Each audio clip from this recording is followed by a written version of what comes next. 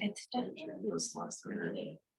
I have like the Outlook invite open. They don't have my community on my remote or on my regular. Will be on Peacock. So I'm almost good, right? I mean, it's like fall flat on my face.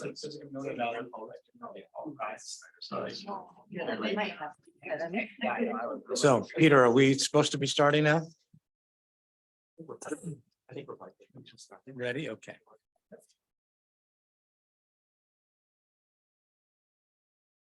All right, well, this is a real treat. In past years, we've had this room very, very full, but without Zoom. And so I'm going to make sure that our Zoom. Huh? It's on. Yeah. I see Dr. Germano there. Isabel, can you see the screen? Good morning. Yes, I can see and I can hear. Thank you. Great. Okay. Yeah. So it's a real pleasure to begin this year's research day, which is combined with the Wade P. Sachdev Memorial Lecture, the Post Award, and of course, our honored guest that we will introduce in a moment. This is a little bit of about our agenda today. I'll give a little bit of an introduction as to the history of Research Day and how we've gotten here, a little bit about the memorial lecture. Dr. Germano will introduce our honored guest, and we'll get a chance to hear her presentation. And from there, we will break, if I understand right, Peter, and go from in-person and Zoom to Zoom only. So we'll give people a chance to go to their various places. And we have an extremely interesting and exciting set of presentations, both oral and poster, capped off at the end of the day by the Kalman D. Post Neurosurgical Resident Publication Award.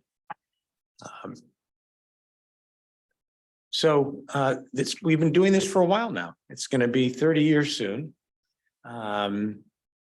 Isabel, Dr. Germano initiated this way back when with the idea of creating a basic science research day.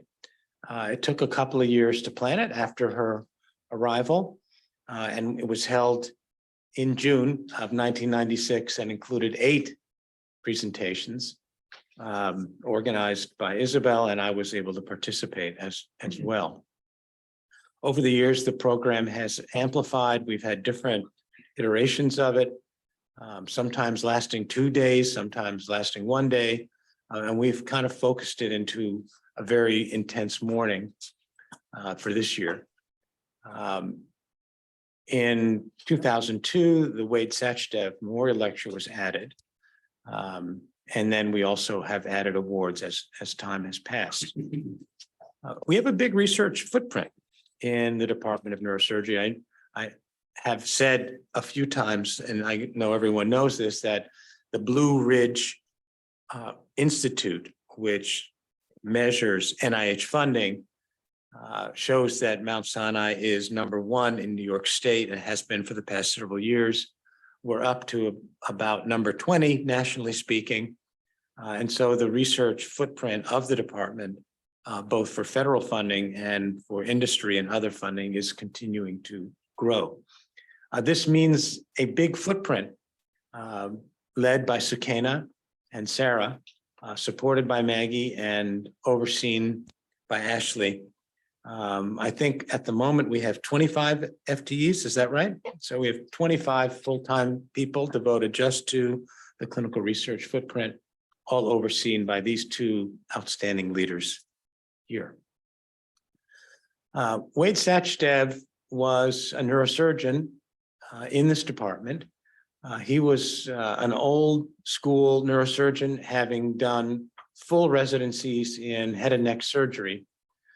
He came to the United States and became Leonard Mallis's first partner, and the only neurosurgeon that Dr. Mallis actually trusted to do his cases and cases with him.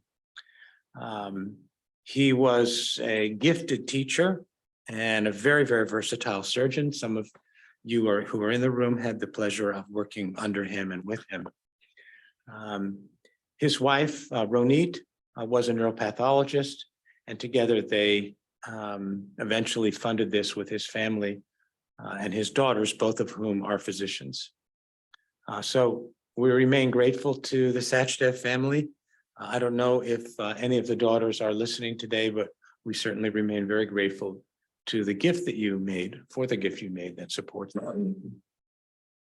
Here you see the previous, a very illustrious group that you are joining today, some of whom are international figures and many of whom have contributed massively to neurosurgery research. Oh, and here we go with the, I'm sorry, I didn't know this slide was coming up, but here are the two accomplished daughters of the Sachdev family, one in neurology and one in vascular surgery.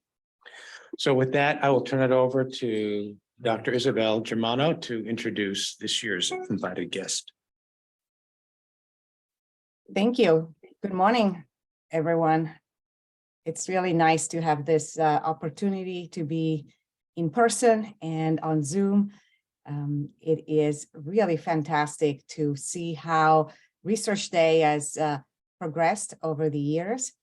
And my gratitude goes to Dr. Sachdev, with whom I worked and was also my patient, and from whom I've learned a lot. And it really thank you to Olka and Rivka for your friendship and for being role models, each of you. Today is a great day, and I would like to thank Peter Morgenstern for being the backbone of all the organization. Your patience, your dedication, Peter, is second to none. So thank you. And here we go to be able to introduce our guest of honor, Galereh Zadeh. I've known Galereh for a very long time. As you know, the field of neuro-oncology is relatively small. And when I was elected president of the section on tumor, there was no question in my mind that Galereh and I would work even closer. And so I chose her as my scientific chair for our scientific meeting that will occur in Washington this year. Could I have the next slide, please?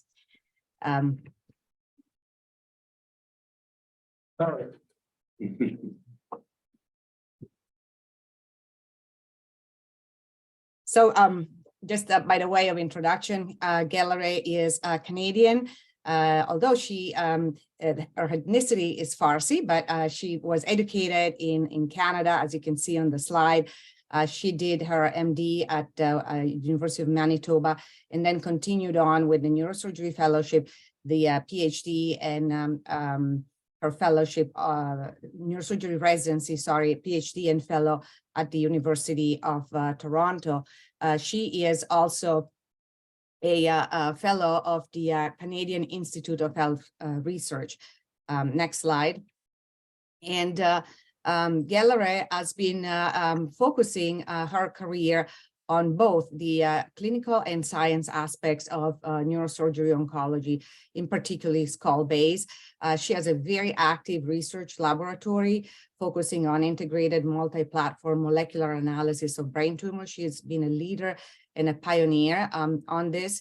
And she has been publishing on many very important topics, such as angiogenesis and metabolic inhibitors. The list of awards is second to none. As the chair of the section, it is my privilege to choose each AANS the recipient of the Bittner Award and lecture. And there was no question in my mind that for this first year, 2023, Galereh was going to be that person. And so she was awarded the Bittner Award at the AANS 2023. She has also been involved in a number of national and international organizations. She's the past president of SNO. She's currently working with the World Federation of Neurological Surgeons in the chair in the Women in Neurosurgery Committee. And she's co-chair and founder of the International Consortium on Meningioma. And she's the editor-in-chief of Neuro-Oncology Advances. So Galereh, thank you so much for joining us. Thank you for taking the time. I do understand that you had a good beginning of your journey last night, being able to talk with some of our residents, and I hope that today your journey continues to be a successful one. Thank you.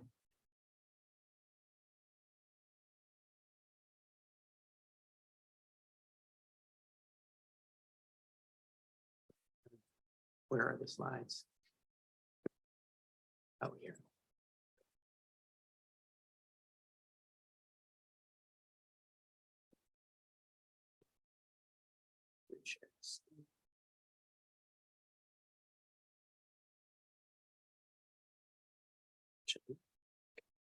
Perfect. Thank you very much. It's nice to see you, Isabel, on Zoom. Thank you again for inviting me. It's really an honor, and as you mentioned, to be joining the long list of very recognized neurosurgeons who you've invited for this lectureship. And it's an amazing opportunity to be here and to get to know your department. And last night, as Isabel mentioned, it was a really wonderful dinner, and especially just meeting the residents was really nice to talk with them. I did want to take a moment to mention Isabel, who, as you know, is the chair of our tumor section. And usually people at home don't know when somebody's doing all the work internationally. She spends innumerable hours on making sure the tumor section works well. And I have to say, of all the chairs that I've experienced at tumor section, she's the most involved, engaged, and she's really changed the culture of the tumor section. So congratulations, Isabel. And thank you for your nice comments about me. So I don't think I need to tell you the main type of brain tumors that we deal with, pituitary macroadenomas that we resect endoscopically, and we're able to actually restore visual function, and thereafter very little needs to be done after surgery. The next type of tumor, I think that we've evolved significantly, and this is always really now done endoscopically. Of course, it's dependent on surgeon preference, but I think this generation and beyond will likely continue to do these endoscopically. The next tumor that we see a significant evolution, and at our place, 80% of acoustic schwannomas are treated by gamma knife, is the acoustic schwannomas, where you could see here the gamma knife image that the treatment plan is based out of. And we really only operate on tumors that are greater than 3.5, and we go with a volumetric cutoff for ourselves. Meningiomas is what I wanted to talk to you about today. I think it's a tumor that's really not been studied to much extent. That's always been considered surgical and benign. And so for the subtypes that are very aggressive, we really don't understand the biology very well. And then the next one, I wanted to show you some results that we've had are the typical tumors that majority of the field actually spends a lot of time, energy, and funding to understand better so that we can improve outcomes. And unfortunately, the outcomes remain similar for the last 2 decades, which is glioblastoma, which despite adjuncts that we introduce remain the same. I think if you think about the treatment paradigms for brain tumors, you would argue that it's relatively linear. A patient presents with a symptom, they have an MR diagnosis, the tumor is such that it requires surgery, they go on to surgery. On occasion, they go to surveillance imaging and only intervene when the tumor characteristic changes. At the time of surgical resection, we then typically currently wait for about a week to 10 days to get pathology back. And then we have some molecular features that we've layered, which I'll show you addition of the WHO 2021, but really it's dependent on IDH, 1P19Q, MGMT, and the new WHO classification layers a few more molecular features. But then after that, we go on to a fairly standard treatment, which we all refer to as the Stupp protocol with chemoradiation. And then when that fails, we go on to clinical trials, which unfortunately are not very successful. So can we change, based on molecular information that we have, some of that linear treatment paradigm? In 2018, there was a seminal paper published in Nature by the DKFZ group in Heidelberg, Germany. They took approximately 3,000 samples, and it was based on approximately 80 different brain tumor types. They analyzed the tumor by methylation, and you could see that on this t-SNE plot, and I don't think you could see it projected well, but this demonstrates that each tumor really has a very distinct methylation signature, similar to a fingerprint. So the IDH wild type tumors are here and the IDH mutant tumors are here, compared to, for example, the ATRT mutated medulloblastomas. So the methylation signature is very distinct. And in this study of all comers, they showed that there's approximately 15% improvement in accuracy of diagnosis. So that's a significant clinical amount. We then integrated methylation at our place, and I have to credit the neuropathologist at the time who was at Toronto, Ken Aldape, who introduced methylation. And we then did a study on the impact of this to our clinical practice. We integrate histology with methylation. On occasion, you have to look at copy number variation because that Tisney plot I showed you may not be precisely informative. And then we come up with an integrated diagnosis. So this is the column that shows you the diagnosis based on histology, and you can see the degree of crossover when we integrate it with methylation, which is significant. There's a considerable crossover. Now, for example, a regular glioblastoma that has no concerning features or questionable features, we don't do methylation on those. We rely on histopathology and molecular features, but we do look at the diagnostically challenging cases that we manage in UHN at University of Toronto. And you could see that of the diagnostic challenging cases, so where one or two pathologists can't reach consensus, they can't really come up with a final diagnosis, where the surgeon and the pathologist have perhaps a disagreement on the grade or the diagnostic entity, and whether or not we were able to get molecular features. Those are characterized as diagnostically challenging. 84% have had a change in diagnosis based on methylation.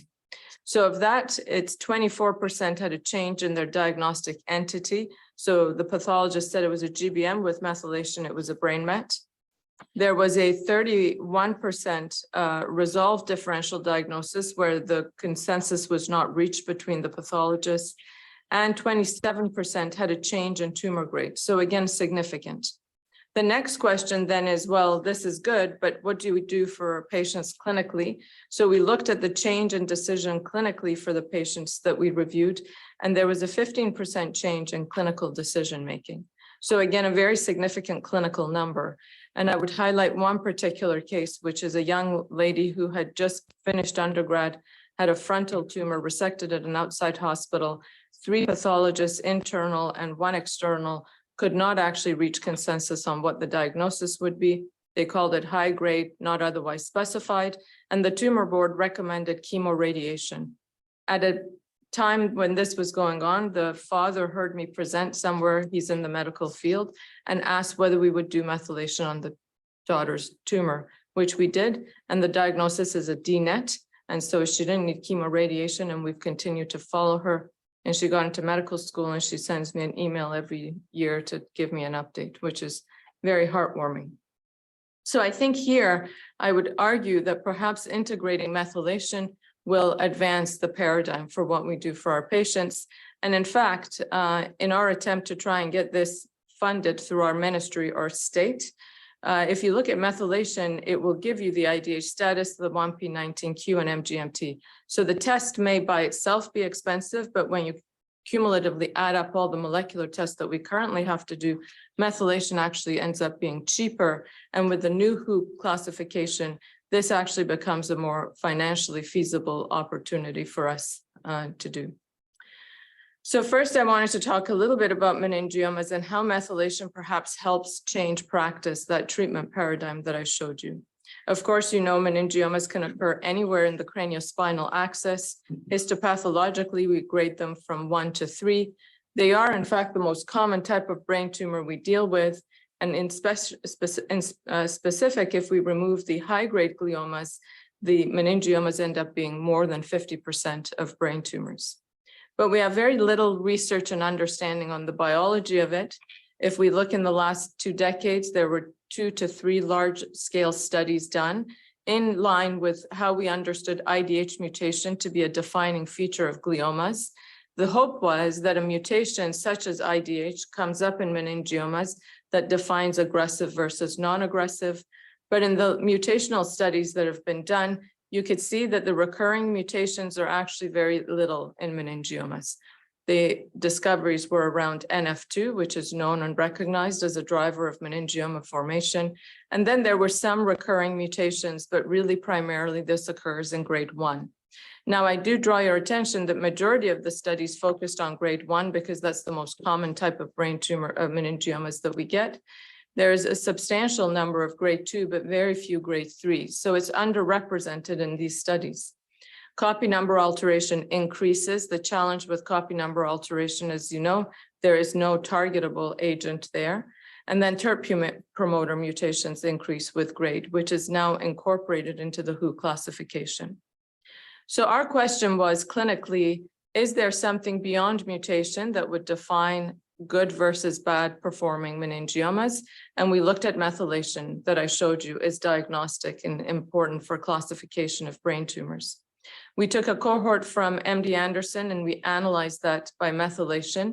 And you could see that there are distinct two classes of meningiomas on the heat map, one that performs favorably and one that does not do very well. So it determines outcome and it's independent of grade of the tumor. We validated this in a cohort from University of Toronto, and you could see that it's repeated again, a favorable group and an unfavorable outcome, again, independent of grade. At the time that we did this study, the DKFZ group that I showed you the methylation analysis on looked at their meningiomas as well, and they found 6 groups, but you could argue that the first one is a favorable outcome, an intermediate, and a poor outcome. There are some mutational differences between the 6 groups. They had layered mutational data onto methylation and we didn't. But these 2 data sets and publications corroborated each other and were the same message. So that was important for the literature. The question, though, is that if I have a meningioma and you tell me that I'm in the intermediate category, what is my individual outcome possibility? Do I fall on this end of the curve or do I fall at the top of the curve? So to address that, to create a personalized algorithm, we analyzed a cohort of tumors from ourselves, the group in DKFZ, and we then did methylation. There's approximately 10,000 probes that distinguish the good actor versus the bad actor. So favorable versus unfavorable are distinguished by 10,000 probes. We use that 10,000 probe to create an algorithm based on a pipeline generated that is bioinformatic with bootstrapping to then be able to give it a tumor methylation and it tells you whether it's favorable or unfavorable.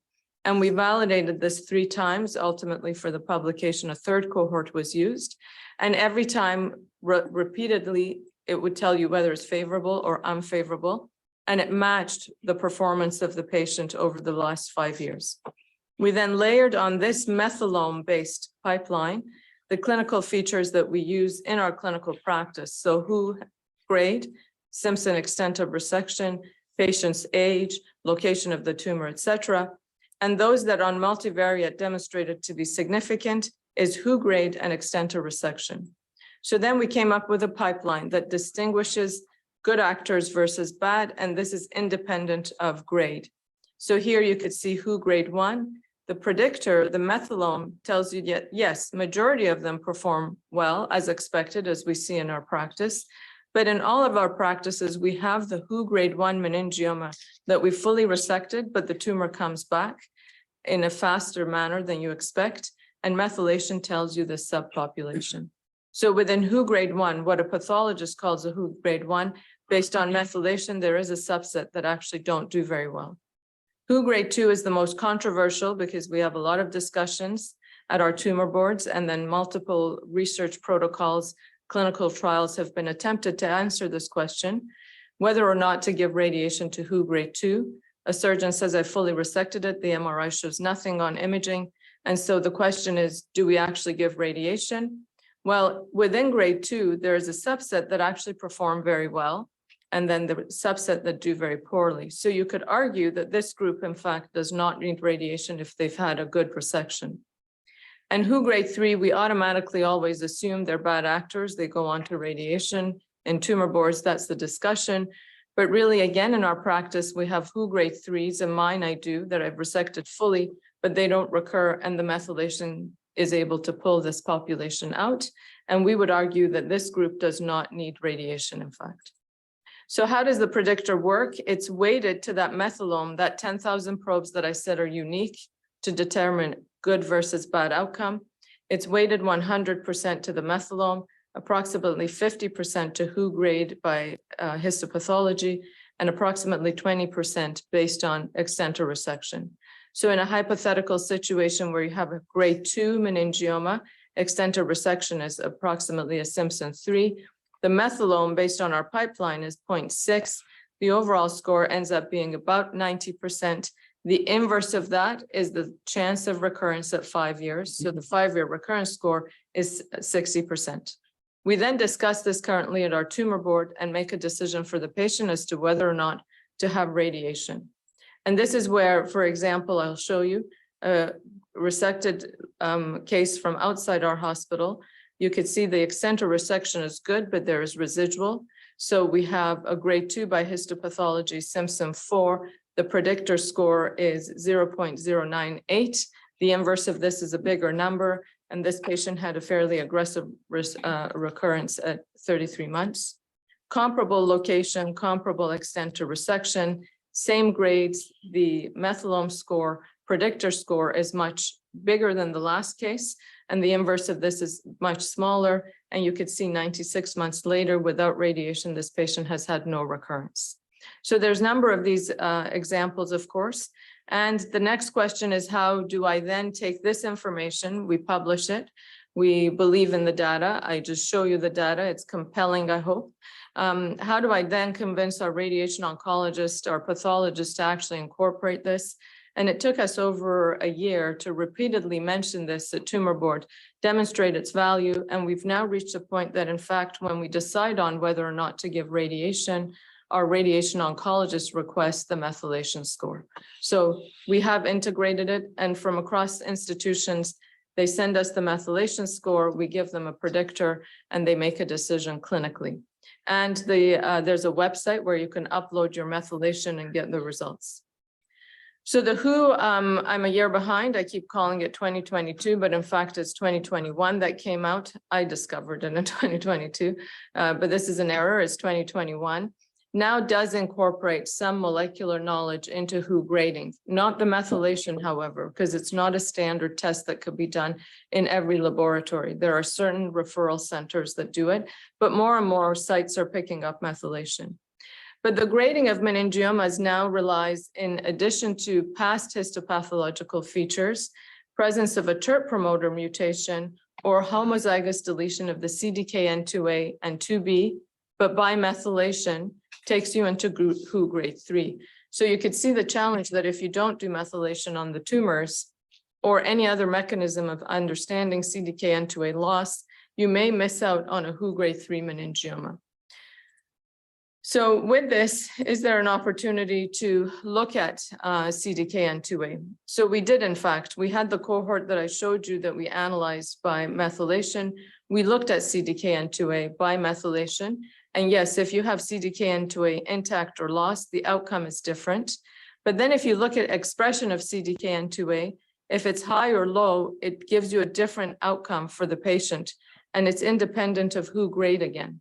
So we would argue, and we just published this in Acta Neuropathologica, that in addition to the CDKN2A being intact or being lost, the expression of CDKN2A is very important as well, because high CDKN2A means that you're an aggressive meningioma, and low expression at the RNA level means that you're a better performing meningioma.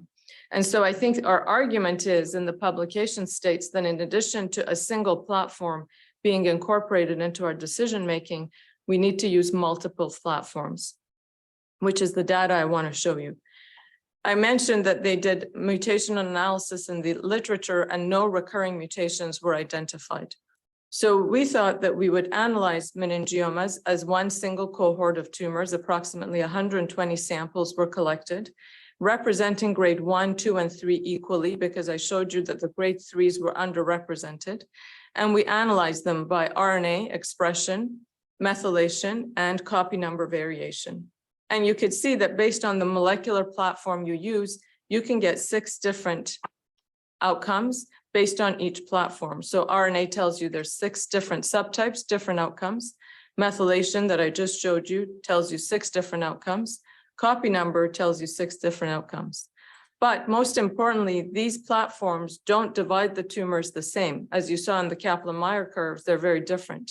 So if you have membership to group 6 of methylation, it doesn't mean you're the same in group 6 of RNA. And it doesn't mean you're the same 6 in copy number. And the degree of crossover you could see is significant. So then you say, well, which platform should I use? Galereh just showed me methylation and there's value in that, but I like copy number because my colleagues down the street do copy number. So which platform do I rely on? And I think this is where we're at in the field. Which one of these platforms are more clinically relevant?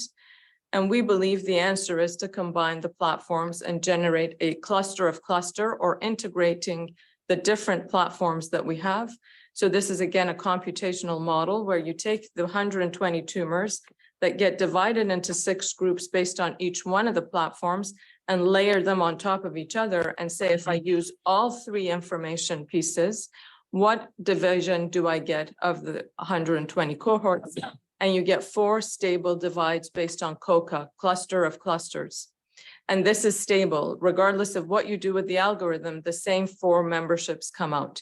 There is one tumor that switches between the grade 2 to the 3. We don't understand why it does that. But otherwise, every 120, regardless of the features you set on the COCA analysis, comes up with the 4 standard stable groups. And each of them depend on copy number, RNA, and methylation to a different level. Some depend very much on methylation. Some groupings don't depend on methylation that much. So each platform defines one of the memberships uniquely. Most importantly, it has a clinical relevance. Group 1 has very good outcome.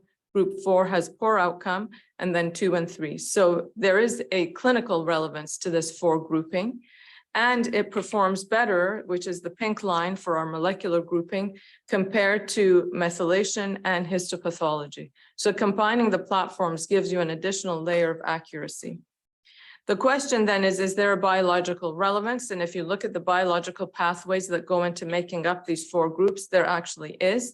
MG2 are a unique group that we've identified that do not have an NF mutation. So although previously we've always thought all meningiomas have NF2 mutations to drive their occurrence or growth, MG2 in fact does not have an NF2 mutation, and they have more angiogenic features. MG1 have a lot of immunogenic pathways that are upregulated, so they're immune rich, and MG4 that are the poor performers, they have the worst outcome, have most of the cell cycle and ATP pathways upregulated. They're the proliferative group. And then MG3 are the hypermetabolic. They rely on a lot of metabolic pathways. So based on RNA analysis, you can also do what's similar to an in silico drug screen, and it gives you targets. I highlight vorinostat for this purpose. Vorinostat was found to be effective for MG4, which is the proliferative, but not the other groups. And so we tested MG4 in vivo and in vitro, and I'll show you the data on that. In this set, though, I want to also point out that you can argue in a clinical trial design, when you take all comers and treat it with immune therapy, for example, obviously that clinical trial is going to fail. Because if you're proliferative and you have no upregulation of immune pathways, unlikely that you're going to respond to immune therapy. And I think this is where our field then faces a lot of failures in clinical trials. I think if you identify those that are immunogenic and give them immune therapy, you will see a response and it'll be a positive clinical trial. Whereas if you take the hypermetabolic and give them an anti-angiogenic inhibitor, there has been Avastin tried in meningiomas, all comers will not show you a positive result, and then the clinical trial will appear as though it's failed. So I think we have to be more rational in our approach to clinical trial design. The next question really is, majority of the laboratories, but all laboratories cannot do multiple platforms on a patient's individual sample day to day. So how do we convert that to a histopathological test that a pathologist can do? And this is where we added proteomic analysis. So we then did on that same 120 proteomic analysis, and you could see that by proteomics, it divides into 4 groups. And each group has a representative protein that could be stained by immunohistochemistry. So S100 falls into MG1 specifically, the group that do well. MG2 can be stained by SCGN, MG3 by ACADL, and MG4 by MCM2. I have to admit, these last 3 were not antibodies I'd be familiar with. The performance of these antibodies are good. They need to be validated in a prospective manner to make sure that if you do stain positive for S100, it is an MG1. So that step has to be completed. But this is really proof of principle discovery that shows proteomics can convert the multiple genomic platform into a test that a pathologist can do in a laboratory and tell us which of the groupings it falls into. So going to Verinostat, we created cell lines from meningiomas MG1, 2, 3, and 4. MG1 2 doesn't grow very well in a dish. It's the group that didn't have the NF2 mutation. It's the group that is angiogenic. So I suspect that in vitro in a dish, they don't tend to grow. They need that angiogenic supply. But you could see that the outcome with Verinostat is not uniform for all cell lines. The group that really responds to Verinostat is MG4 and not MG1 and MG3. So proving my point that you can't treat all the cell lines, all the tumors with the same drug. And in vitro, vivo, you could see that in animal models where we take these same cell lines, inject them in a mouse, and it grows as a xenograft, you can decrease the growth of these cell lines and increase survival. So this is now preclinical data that allows us to take it into the next step to do a clinical trial. We published this in 2021, and a study like this requires multiple people, which is reflected in the authorship. Predominantly, I would like to thank the people that did the work for all the analysis. Farshad Nasiri is one of our senior residents who will hopefully next year come back to join us and be my colleague. And then Jeff Liu, Vikas Patel, and Yasin Mamajan are the bioinformatics that are in my lab that requires a lot of computational analysis that I have to say I understand, but if you put me in front of the computer, I couldn't do that pipeline for you. So this is the summary of what I've shown you, is that meningiomas have 4 distinct groups based on cluster of cluster analysis that's different from WHO grading. It has molecular information that drives the rationale to tell us that there are immunogenic NF2 wild type hypermetabolic proliferative. There's an immunohistochemical marker that we can identify and targeted therapeutics based on the RNA pathway that I've shown you. What I didn't show you is the single cell data, which tells us the level of heterogeneity within each of the subgroups and between, but also keeps true to the biological findings that we have for each of the 4 subgroups. I just wanted to then say that I think integrating our genomic knowledge will bear on clinical trials and really shape the way we decide how to perform or how to design clinical trials. And for me as a surgeon, it's important that we remain at the forefront of how we manage clinical trials in general. And so with that, I just wanted to, if time permits, show you the results of our most recent publication, which is the clinical trial that's a surgical trial, injection of DNA 2401, which is an adenovirus into a glioblastoma, as a phase 1/2 trial added with pembrolizumab that shows a significant benefit to patients with GBM. There's a 50% increase in survival, and the objective response rate is significantly higher. This is the cover for Nature Medicine. I joked that this is what I drew, but I didn't. I don't have such talent. So this is a histopathology piece of a glioblastoma. It's very characteristic. There's central necrosis, pseudopalisading hyperproliferative cells, very classical for a glioblastoma. A pathologist tells you this is a GBM. We've now evolved, however, from histopathology. We incorporate the molecular information that we have, which is the IDH status, defines as to whether mutant or wild type, it bears on outcome. Added to that is the knowledge of 1p19q, whether it's co-deleted or wild type, ATRX. And then now, most recently in the WHO classification, it's very much based on molecular features. So if you don't do molecular analysis in your institution, then it's difficult to actually call a tumor a glioblastoma. You would call it a high grade not otherwise specified. And in addition to the traditional necrosis, microvascular proliferation, you need to then see the TERT promoter mutation, EGFR amplification, gain of 7, loss of 10, to be able to definitively say it's a glioblastoma. If you can't add these on, you would have to say it's high grade, not otherwise specified. But what does this ultimately mean? I did mention that other than the Stupp protocol, where it really in 2005 showed combining temozolomide and radiation together gives you a few months of additional benefit, there's been a wealth of clinical trials that have failed. And I think it's because we don't do precision type design for clinical trials. We know that the tumor microenvironment is very complex, in particular for glioblastoma, as the multiforme reflects. And we have so far traditionally targeted the tumor cells. There has been attempts to target the blood vessels with anti-angiogenic therapy. Avastin trials, however, failed. Again, I would argue that all comers of GBM were enrolled in those trials, and as a consequence, of course, the trials failed. But when I started my early career, in fact, I wrote grants on angiogenesis because that was what I did my PhD. And the reviewers in the panel said the investigator is best to focus on other areas of tumor biology. So I took my cue and I stopped writing about angiogenesis, and I looked at genomics of brain tumors, which is quite foreign to me at the time, but I learned it. So the question is, what is the immune cells doing? We know that, again, an area that's really growing very rapidly in neuro-oncology is the impact of neural stem cells, neural circuitry to advancing tumor growth.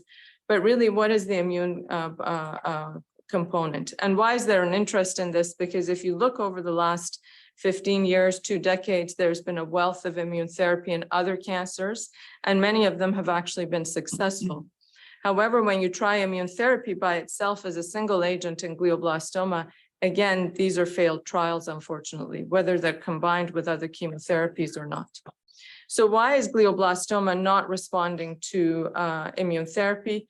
A recent publication from Logan Walsh, who's in Montreal, in fact, in Nature, back-to-back publications demonstrates this point, that in glioblastoma, in fact, it's a very immune silent, immune low or cold tumor. You see very few immune upregulation within the GBM compared to other tumors. And perhaps that explains why immune therapy doesn't work. So the idea of this trial came from, in fact, MD Anderson, Fred Lang, together with Juan Fuello and Galereh Manzano Gomez, designed a virus. This adenovirus allows infection of tumor cells that are p53 deficient, replication of the virus and production of viral material, and replication of the virus and cytokines, and infection of all the tumor cells. This is the design of the adenovirus to allow for it to be safe to only target tumor cells and not normal brain. It allows it by this design to be more efficacious in its infection. And it has an effect for injecting into the, and they showed that injecting it into the mouse tumors creates a uniform distribution. Why adding pembrolizumab is important? Again, as I mentioned, there are other studies in other cancer types. This one is published by Rebus, where they show that in fact, combining temozolomide and a virus improves outcome for patients with melanoma. And so based on that rationale, the studies done in preclinical studies with this DNX2401 plus pembrolizumab shows that there's a significant improvement in outcome of patients in preclinical models. So that's the rationale as to how we went on to the phase 1/2 study. There was a separate phase 1 study of virus alone, published by Fred Lang in JCO, to demonstrate safety of the virus. So this is a phase 1, where it's a dose escalation, and we reached 5 × 10⁻10 viral particles, followed by pembrolizumab, which you could see over this regimen given to the patients. The primary outcome is safety of this combination has not been tried in GBMs before. Any oncolytic virus with immune therapy has not. So the primary outcome was safety. The secondary outcome is objective response rate, which here I'll make a note in general in neuro-oncology, an objective response rate is somewhat challenging because we always do something to the brain and there's always going to be a degree of gliosis. So complete resolution on MRI is almost impossible. So even if you use a modified RANO criteria, you're still left with a bit of a challenge as to whether there's tumor there because there's gliosis that enhances, or whether in fact there's no tumor. And so objective response rate for me is a bit challenging in neuro-oncology to use as an endpoint.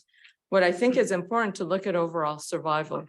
So the secondary output for this study is 12-month survival, clinical benefit, and the median overall survival. It's a multi-institutional study, and this is the study design. As I mentioned to you, the patient population is fairly standard. There's no unique features about it, and the IDH status and other molecular features are equally distributed. Most importantly, the adverse events we saw is significant edema in a few patients, but that was managed by dexamethasone, required no surgical intervention. And otherwise, as you could see, the level of grades of adverse events 1 to 5 is quite bland. Other than the edema that I mentioned, there's nothing significant here. The complete response and the partial response is, as you see in blue and green, it's notable. If the 49 patients that were enrolled in the escalation and then continued phase 2 trial, there's approximately 10 patients that had very good responses.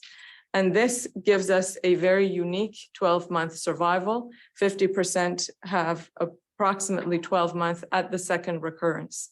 So historical data shows a 3 to 4 months increased survival. This is showing us a 12-month survival. So this is quite notable.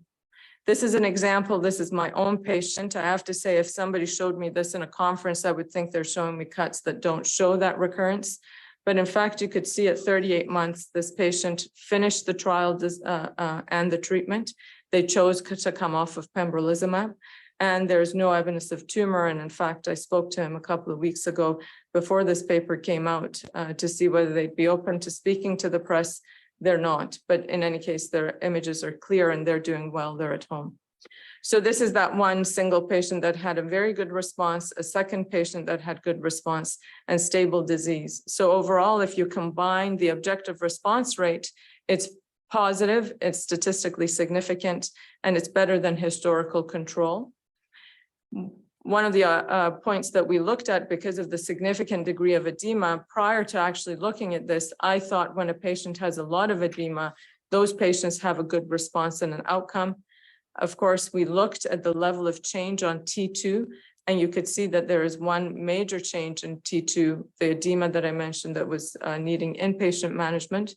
But otherwise, the degree of change does not correlate to the patient outcome. So although you could see a lot of edema created or a lot of reaction in the tumor picked up as edema on MRI, that did not seem to be the determining feature as to whether you have a response or not. We then looked at the IgG levels of the adenovirus in the blood. So recall that this is injected into the tumor, but you can actually pick up the adenovirus in the bloodstream, which in itself is interesting and needs a bit more investigation. But you could see that the adenovirus levels goes up in the patients, regardless of the dose, and it's a continued change in all the patients that doesn't correlate to outcome again either. We also looked at the level of it within those that were treated with the virus and pembrolizumab at different doses. Again, no difference.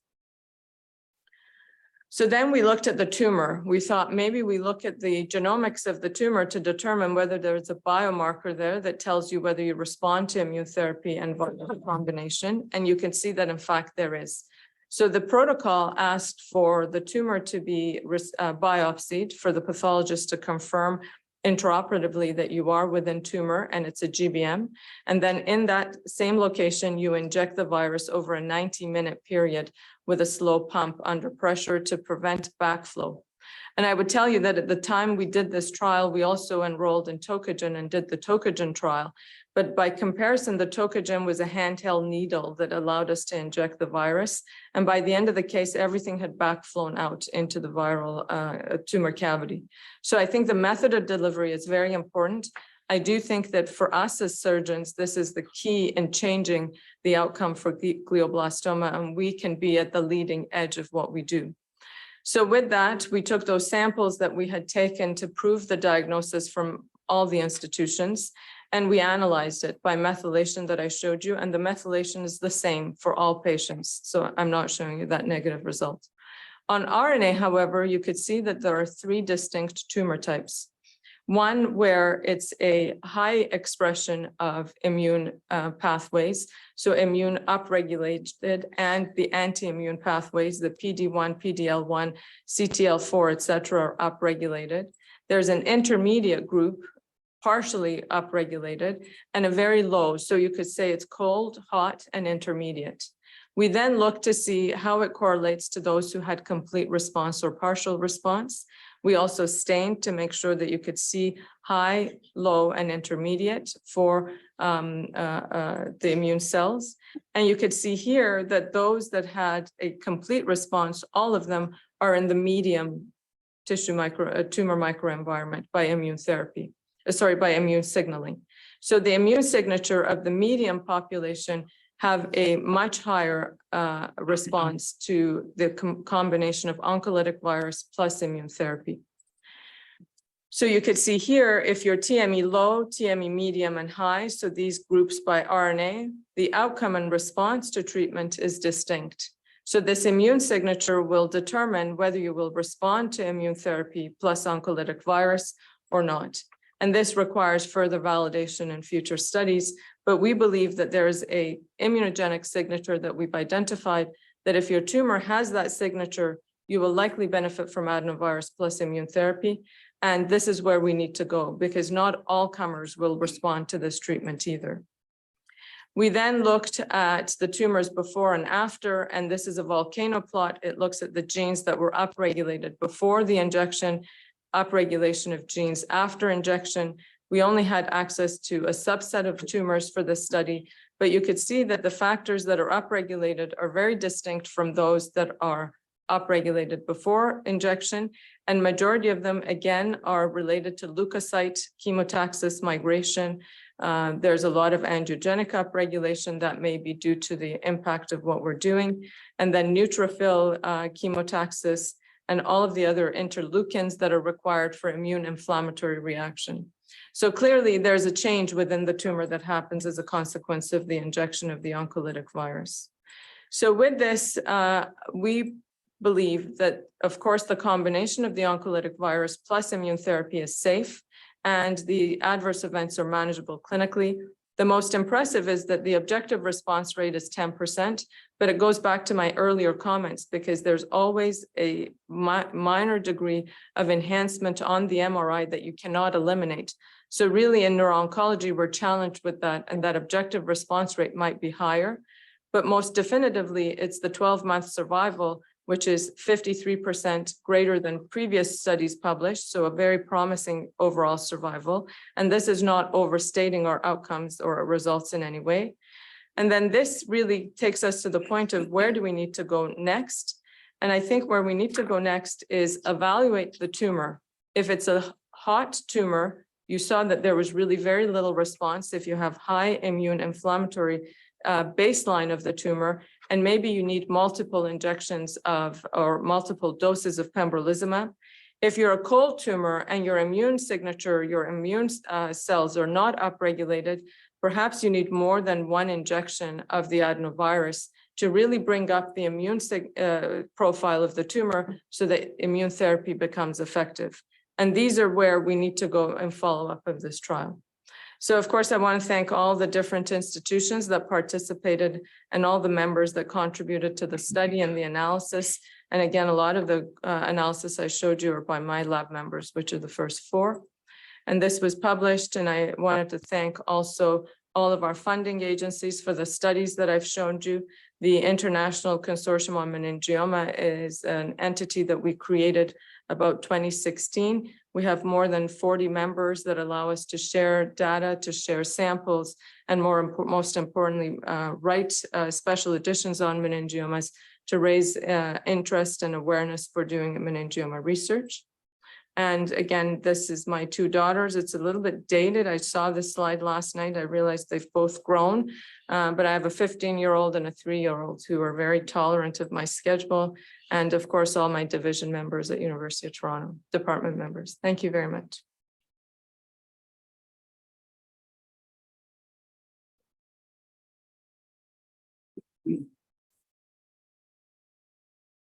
Since we're sharing this with 50 other participants, I'll just repeat the questions, or Peter will. So that was unbelievable. Your passion and your organization are really outstanding. Should we open it up maybe with Dr. Germano? Do you have a question that you'd like to lead off with or a comment? Galereh, this is a tour de force, and you combined in a few minutes the work of over a decade. So congratulations. I think perhaps for the audience would be interesting to hear a little bit more about the ORR response and the fact that with immunotherapy, we also elicit pseudoprogression and how that could potentially limit the validity of a trial. Do you want to just spend a minute or so commenting on that? Yeah, that's a really good question, Isabel. For this group, whether the imaging did not capture the pseudoprogression seen with immunotherapy, or as you saw on the peaks that we saw in the imaging volumetric analysis that we did, whether that was as a consequence of the pseudoprogression and not from the immune inflammatory reaction that we see. That's a good point. I have to say, we didn't tease that out. Mm-hmm. We have the data, we could certainly go back and tease it out, but you've given me something to think about, because the peaks that we saw were slightly delayed from when we did the injection. And I was a bit surprised because I thought we were going to see those peaks in the imaging graphs that I showed you earlier. But maybe it is that if you are seeing that pseudoprogression with immune therapy, that's why the peaks are a bit delayed, because they don't obviously start Pembro for a few weeks after that injection. So we will look at that. Actually, that might be in itself a good secondary point to publish on. Well, I'll include you. I'll talk to you. And also you Or will I'll see just give today, credit to you. we are Pardon? presenting on artificial intelligence, so we might have a way to help you in speeding it up with our platform. Yes, yeah, maybe because we have all the images Yeah. actually. Yeah. Because it's a clinical trial that was all third-party analyzed, all of this data is anonymized, so it's open for sharing, which is, I think, the value of the study. Question. So Galereh, fantastic talk. Thank you. I've been following your work for many years, and it's really at the forefront for the meningioma work that I've been reading in terms of Mhm. the sophistication and the analysis and doing that multi-tiered approach. Your classification system is something we reviewed in our resident conference, and we actually printed out that classification scheme in our resident room, because I really do think that's the most accurate way of looking at meningiomas and behavior, and specifically how they interact. The question I have is your category that's the immune response or the immune mediated. I actually think there's a lot more that we can understand there because of the epigenetic factors that occur, particularly when you get a tumor that recurs, whether there's modulation, whether there's change in radiation. What other epigenetic factors do you think are occurring? I know there's data that says there's anatomic variability and other things as well. Do you think that changes over the course of the patient's progression? Yeah, so super good question, and thank you very much. One of the points I would make is, how I showed the nomogram of predicting recurrence, making decision for radiation. We repeated the same nomogram for determining response to radiation. And in fact, it doesn't perform that great. It's about 60% accurate. So then we looked at the probes that determine good response to radiation versus not good response to radiation. Because the reality is, if you take all of your meningiomas that were radiated, they don't actually do that great ultimately. And we just published our clinical experience on it. There are some that do very well with radiation, but there's also an equal number that don't. So there's another approximate, don't quote me because I'm going based on my memory that's leaving me, is about another 12,000 probes that determine whether then as a meningioma, you're going to respond to radiation or not. In that group, there are pathways that are primarily related to DNA damage repair, as predicted. So if you have an enrichment for those pathways, you will do better with radiation. So we will publish on the predictor that determines response to radiation. The epigenetic alterations in those that respond well to radiation and don't really cross over to the immunogenic nature of the tumor. But that specific question, again, you've given me a good thought, which is why it's good to go to different places, think of different ideas. We haven't actually gone into the depth of all the methylation-driven pathways of the 4 subtypes, because there's other projects that we're focusing on. But that's a very good question, in that I think that's what you're asking me.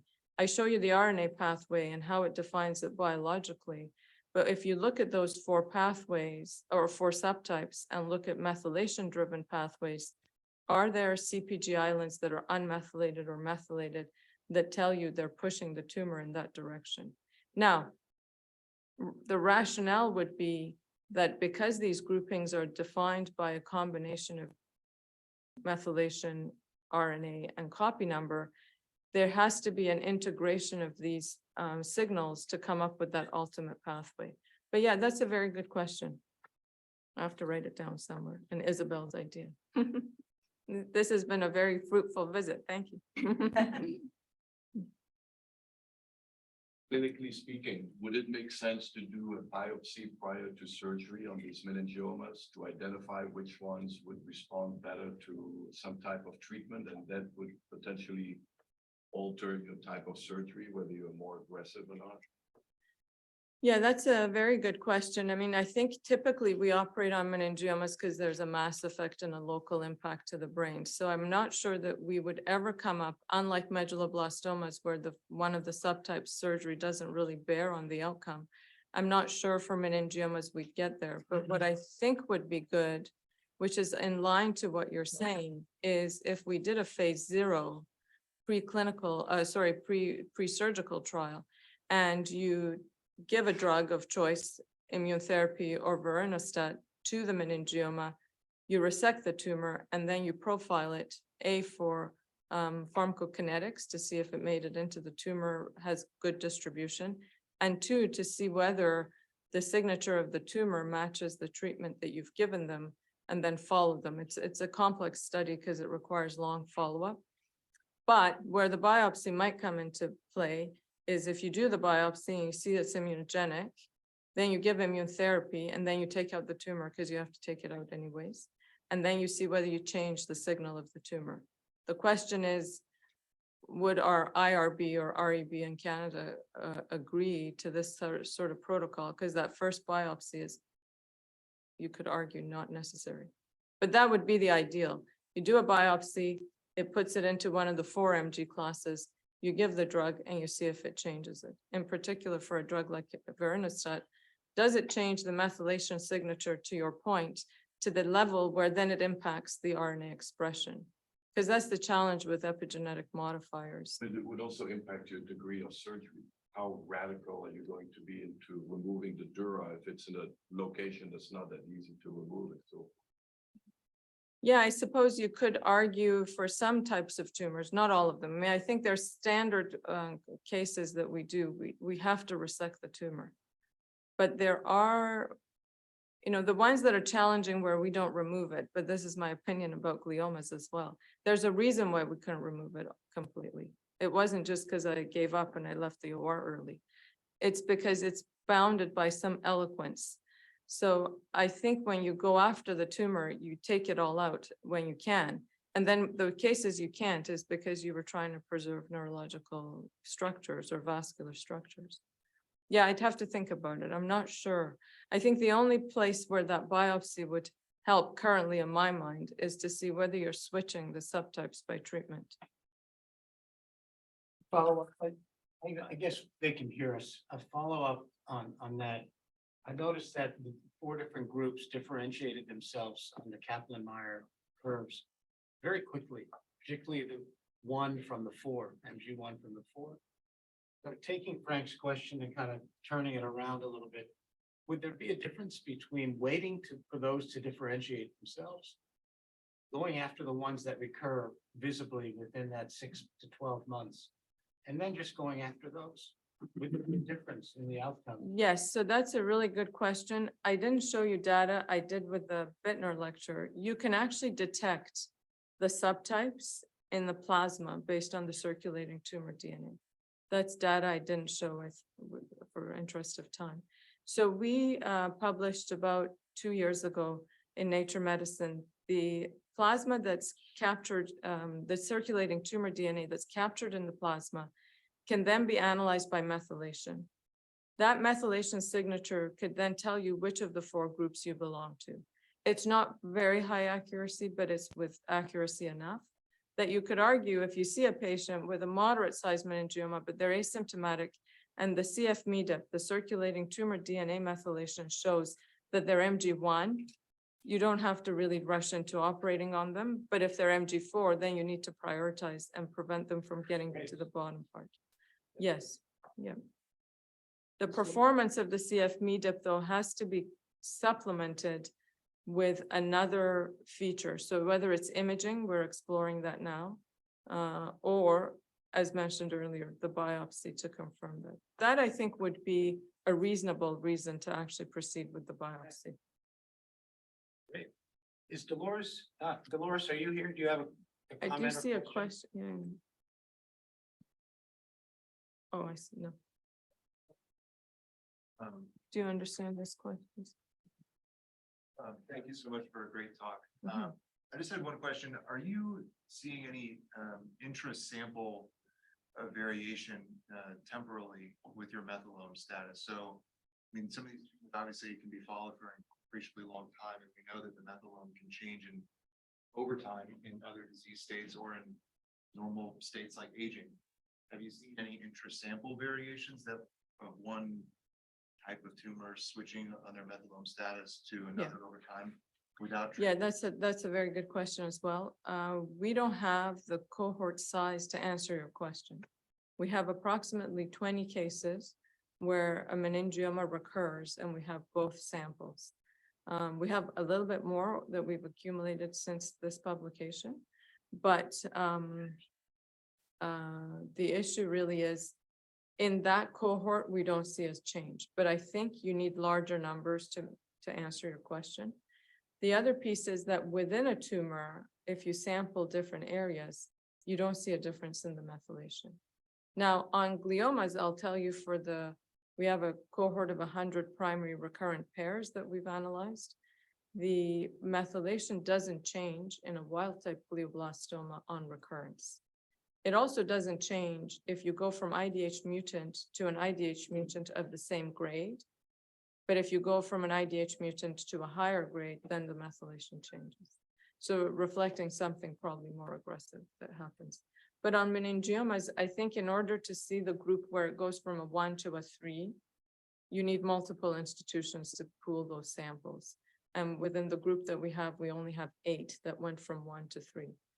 Clearly, we have more in our practice, but we only have access to the multiple plots.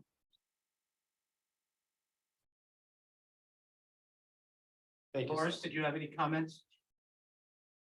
You're on mute, Dolores. Yeah, okay, I did good. I wasn't able to, I was listening, but I wasn't able to ask questions and stuff in my chart. But that was a very, very beautiful talk. And I realized this is first time I hear you giving a talk, surprisingly. So I think I wanted to ask a question about your totem pseudo progression that you have with immunotherapies and oncolytic viruses, right?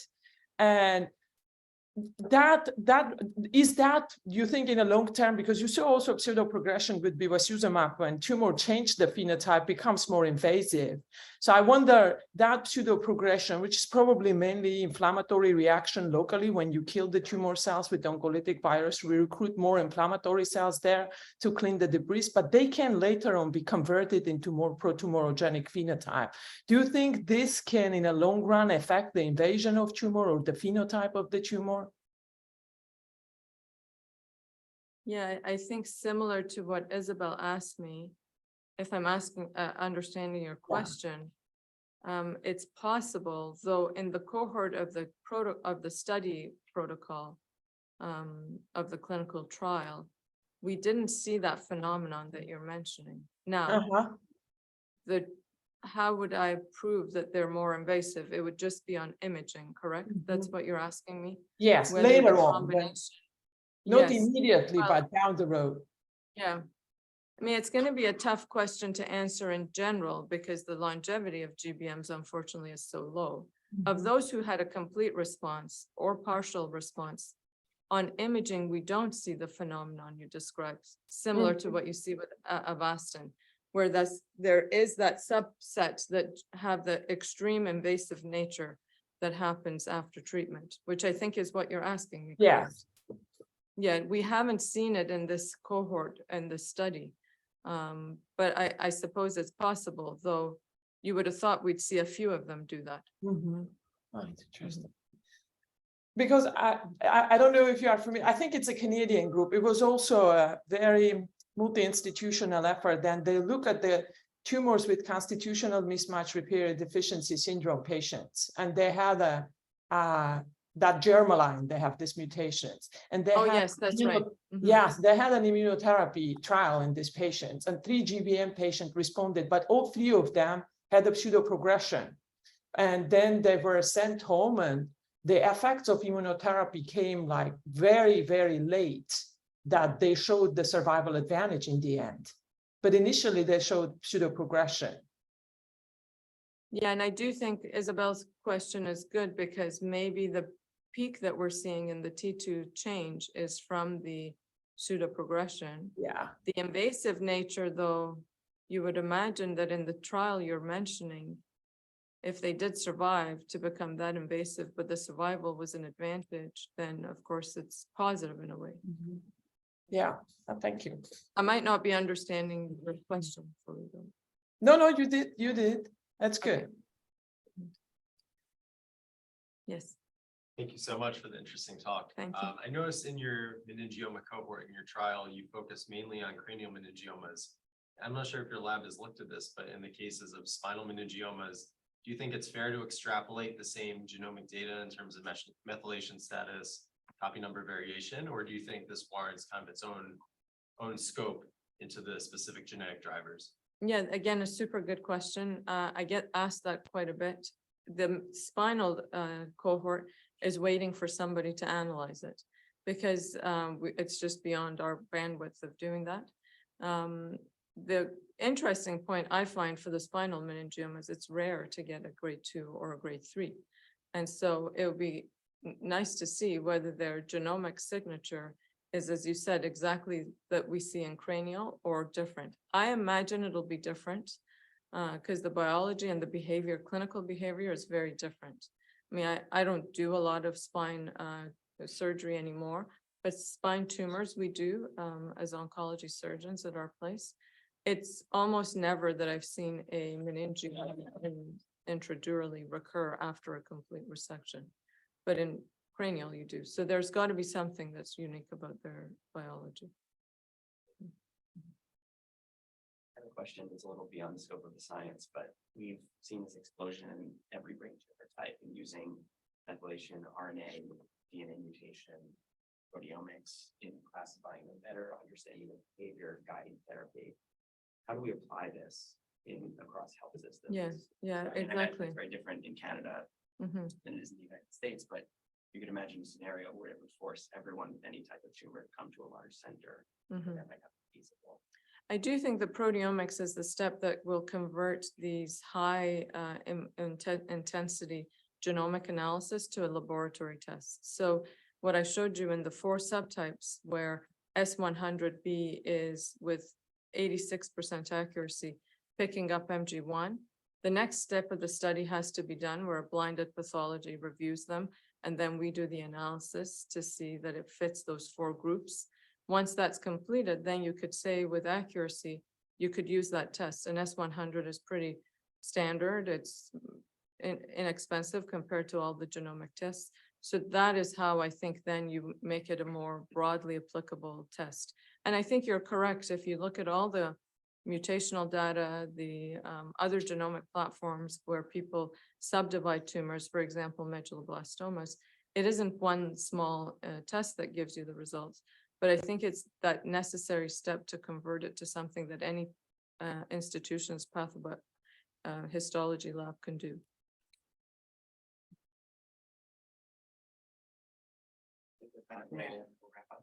Great, thank you very much. Thank you.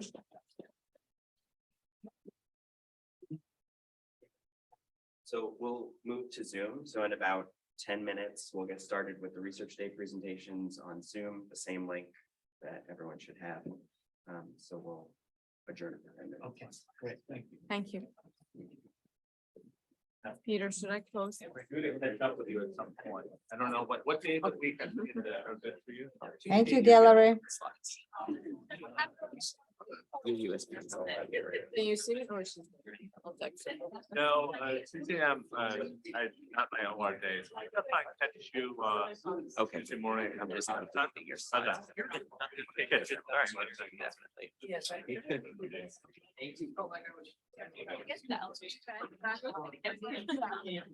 do. I mean, at the moment, I'm working with